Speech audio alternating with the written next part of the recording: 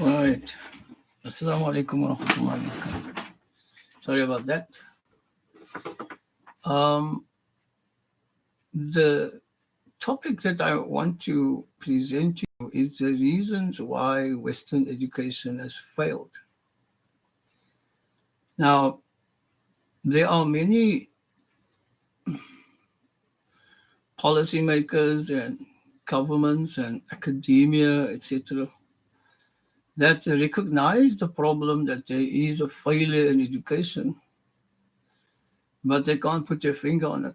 The World Bank, as I pointed out um, in the subscript of this video, they in 2017 said that they acknowledge the system has failed and they're looking for new approaches. Now, about 28 years or 30 years ago, I discovered that there was definitely a problem in education. And one of the core features that actually got me into rethinking is when I was a teacher. I think I started off in 1980, yeah, 81, 82. The South African riots against the system was in full swing in terms of, down with Tate education, etc. And schools were being disrupted. That is now in the apartheid era. Myself, I was one of my subjects I taught at the high school was accounting, and because the classes were like disrupted, and some students would actually climb over the walls and they will put hose pipes into the classrooms of other schools so that nobody can have education. I thought to myself, okay, what can I do to continue the education even though there are riots and there are disruptive of classes? And I decided, okay, I'm going to just make a summary of the main facts of my accounting for grade 8 and 9. And then I can roll it off and I can give it to my students and they'll be able to continue the work, while there are no classes. When I took the textbooks and I did the summary of the grade 8 and 9 syllabus for accounting, I completed the whole summary in point form. And it shocked me because the whole curriculum of grade 8 and 9 was summarized on 2 pages, which is like the front and the back of 1 page. I thought, oh my goodness, listen to this. I've actually summarized the whole 2 years of accounting on 2 pages. And I thought, do I take 2 years to complete this? This is a waste of time. And no wonder the kids can't understand because we're drawing out a small piece of work so long that they will forget what the beginning is, especially for accounting. I mean, you've got to know the whole picture before you can actually train yourself to be a good bookkeeper, put it that way. And that immediately tells you the problem in education. The first problem in education is dragging out a small piece of work through 12 or 10 months and breaking it up into different lessons and periods, etc. And in that way, the child loses the holistic value of that subject. And the simple thing happens is that you forget. You will forget if they ask you at the end of the year something that you did in the first part of the year. Of course, you're going to forget. We can't even forget. We can't even remember a movie that we just saw an hour ago. People ask us, like, who was the main actor, and we have pieces of the movie that you want to tell. So there's your first particular problem in education is period structure. 35-minute period structure with different teachers doing different subjects. Coming into a classroom, a child having to adjust to the new teacher, new particular homework that must be done, and fleshing this particular feature out into exercises and all of that kind of stuff, and homework, and then you have your weekly tests. This is just actually part of the problem because it breaks an holistic knowledge into so many fragments that you cannot in actually see the flow of the knowledge. So the first problem of Western education is to have periods and then to expect the teachers to break down their curriculum that they must do for the year into isolated lessons that they come in every next day. By the time you get to the next day, a child's forgotten what you did with him yesterday. So it's very difficult for people to understand that the period structure by itself is a disruption of the educational flow or the learning flow, put it that way, because there is a difference between education and learning. Education is a state-driven protocol process in which they manipulate results, etc., and monitor features and push a certain curriculum out. And it makes it compulsory and standardized. That's education, according to the dictates of the government, okay? Whatever the government may be.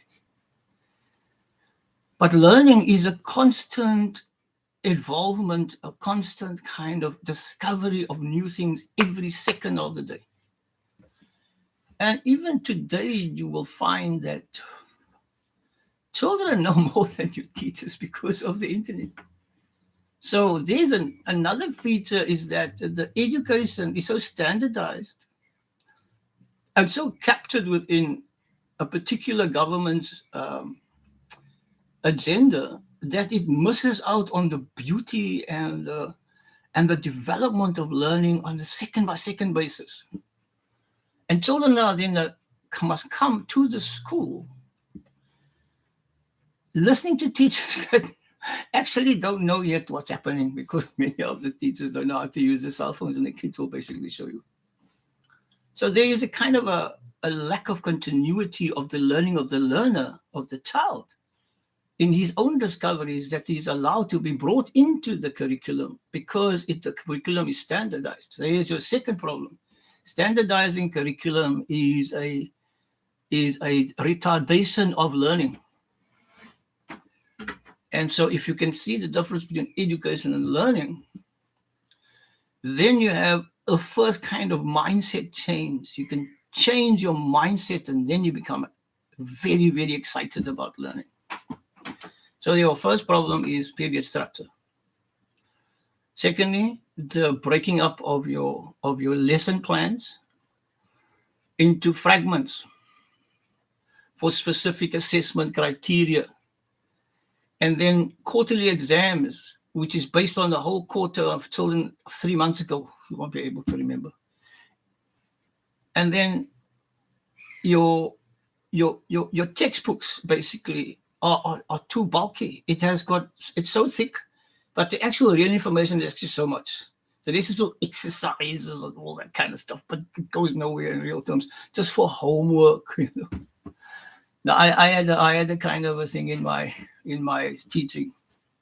I don't give homework because my job is to complete whatever I'm teaching in my classroom, and the children will understand because I can't expect the parents to understand and help the children. Because if they are supposed to sit with the homework with the children, and what if they send the washing to me the next day and say, "Oh, I help your child with his work from school. You can help me with the homework, now do the washing." That was my common joke when it comes to reorientating teachers' mindsets. So we have first problem, the period structure. Second problem is breaking a large one piece of knowledge into so many fragments that you lose the holistic value of it. The other feature is this constant homework, different teachers coming in every time and having to adjust, etc. And then the fact that the standardization of the curriculum by a particular government according to what the new Minister of Education is going to decide now. Changing the curriculum every time. So that doesn't allow teachers or particular children to master a particular thing because, tomorrow or next year, it's a new curriculum. Then on top of that, you've got the managerial issues because they give different teachers, different things every year, if sometimes every quarter. If you lose one teacher, another teacher come in, you change the timetable. These are the structural problems that actually obviously disturbs the quality of the education. Now, one must realize this. The Education Act of South Africa, and basically all the education acts in the world, says quality education. Now, this is obviously not quality. And so if you don't offer quality education to a child, you can have no law that in actual fact forces a child to go to school because you don't have a quality educational feature in your particular system. That's a legal particular right a parent has on the school. And therefore the parent, the government can't have a legal right over the parent to send the child to school if he doesn't in actual fact provide the best education, quality education, and as well as if he doesn't provide absolute safety for the child. Because that is, the Education Act states that the education of a child is the unalienable right of a parent. So that's an act. And obviously you've got the Constitution, they talk about freedom of religion, freedom of culture, freedom of education, etc. So you cannot force an education or put a curriculum on anyone. What is important is that you cannot leave a child without learning. That is important. I mean, you need to be able, and I mean, there is no particular feature in the world where parents do not, unless a parent is a child abuser, which obviously that's the reason why people have these laws, so that things can stop child abuse. But generally, I mean, parents who are constantly turning and learning and constantly teaching their children. So we're dealing with a very important topic here. Why does Western education fail? So we touched on the curriculum structure. We touched on the period structure. We touched on the changing of curriculum every time. We touched on the changing of the educational policies. We touched on the fact that a small piece of work is drawn out too long, so that forgetfulness becomes a national problem, right? And we also talk about different teachers doing different things with different personalities coming in with different after 35 minutes every time. And that obviously, so period structures retard the educational process or the learning process. And we also dealt with the difference between education and with learning, the difference between the two. So now you see that learning is natural, it's a divine feature, you know. Allah subhanahu wa ta'ala, God gives us that opportunity to learn on a second by second basis, on a moment by moment basis. And education is a controlled political kind of infrastructure in order to keep a particular community in a particular way. And we will touch on that also in terms of how curriculum, how educational curricula are structured, in terms of what they would say is to fit a new community actually into an old market. Now this is only possible because your teachers and your ministers, etc., old people, they don't move with the times, and so obviously if they sit and design a curriculum, they're already 20 to 30 years behind the market. So how is it possible for them to create a curriculum that is advanced, that will really allow the learner to fit into the economy? Already that is wrong. You can't teach a child in order to fit into an economy. He's a new child, a new mind. And now you're putting him into an old market. Obviously, you're going to retard further features, and you're going to frustrate children. So there's another incident.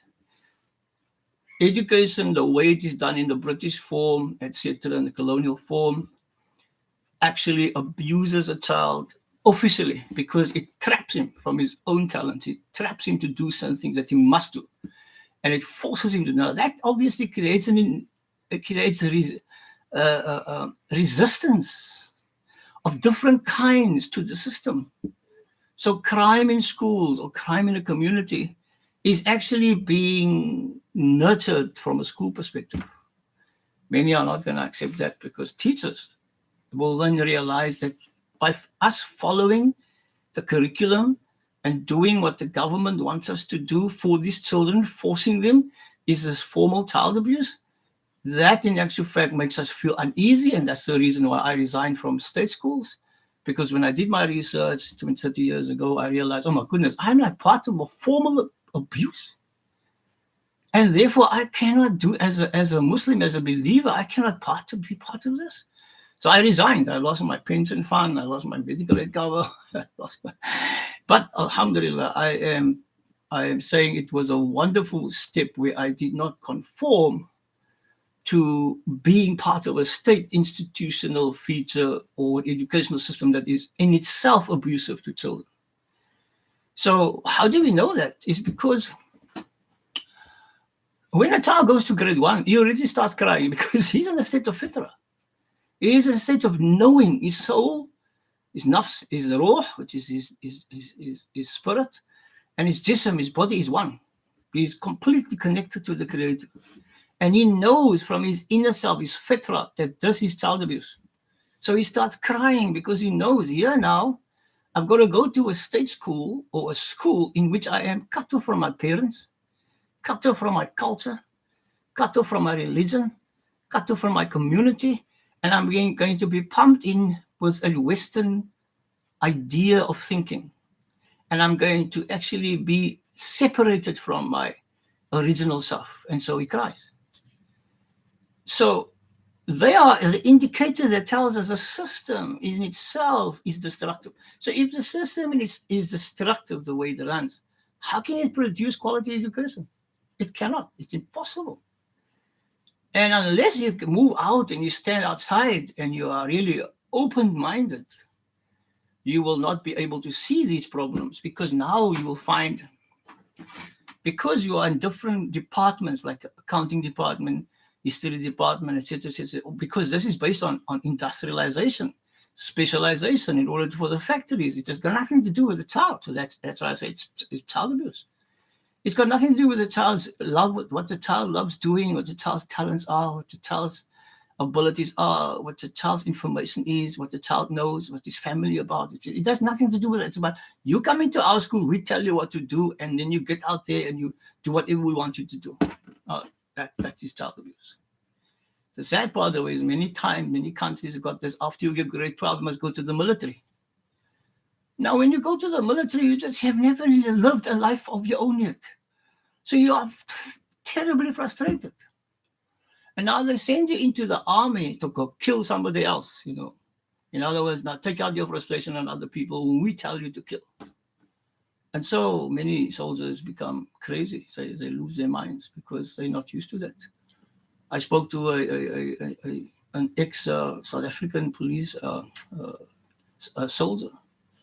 He says to me, he was taken out of school. He was told to go and do his military training after he finished grade 12, compulsory.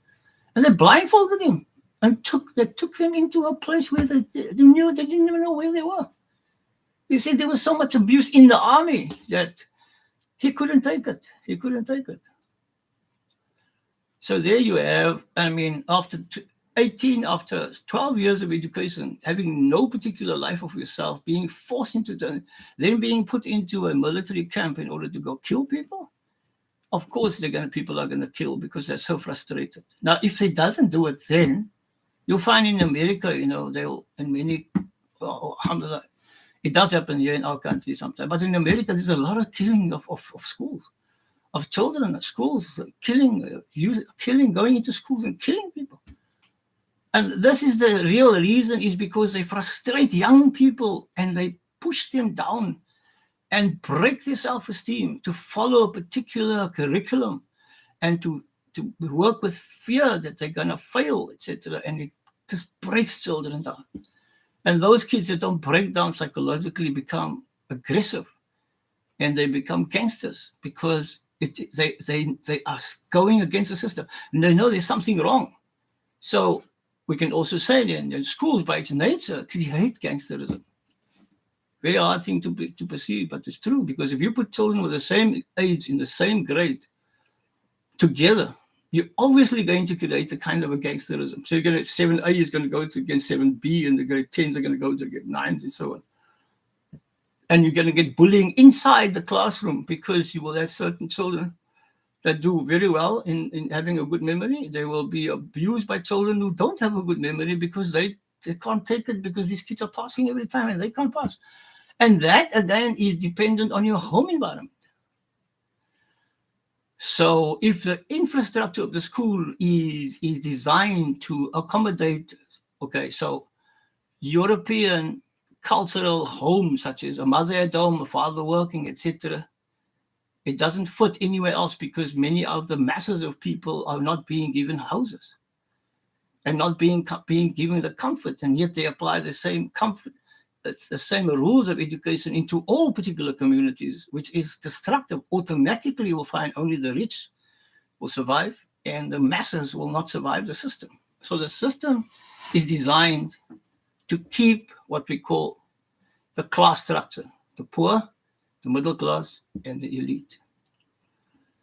And I think at this point, I want to stop at this point and explain to you later on the infrastructure within schools that are creating the problem that the quality of education cannot develop. And one of the things that I did mention, which is very important, is the curriculum changing and the assessment criteria changing. Sometimes in one quarter, the government will say, no, you must can't do this anymore, you must do this now. And so the teachers are not able to master a particular field of their study, neither the children, because it changes every time, and the textbook changes, and the content changes, and the curriculum changes, and the assessment criteria changes. So it's actually fact the goalposts are being moved every time. So you can't focus and become professional in your particular work, and neither can a student become a master at a particular feature, because things are changing all the time. And it changes because of the voting. There's a new person coming in, there's a new party coming in, and a new minister of education. So the politics in itself creates the problem for the education, because the education is used to maintain the politics. So these are core features that doesn't allow our children and our teachers and our community to grow. And if we don't accept that, we cannot find a way out. I will touch on universities, how they are structured in order to continue the abuse without them knowing, and the individuals, the families, etc. But for now, I'd like to just stop this and see how people can benefit from this, and how I can help further, inshallah. But at least at the moment now, you've got some sort of idea of how even ourselves, sometimes as parents, not myself, okay, but parents themselves, they become part of the oppression. But you must do your homework, you must do this, but they're not helping, and you must go there, and then you must go there. And the children can't cope anymore, because now we are creating so much confusion. And our children, in actual fact, are taught something at university, and then they come and argue with us as parents, and they don't follow the wrong ideas. And now, obviously, with this new kind of, kind of gayism, etc., that's coming in, and trying to force people to have that kind of curriculum, obviously, it's going to create even more problems. But I will tell you later on why these particular things happened, and why the youth are being broken down in terms of through education and through youth ideas, and through things that they push through the youth, etc., or through parents for the youth. How that in actual fact is the reason behind that since the beginning of time. Okay, all the best, inshallah. Assalamu alaikum.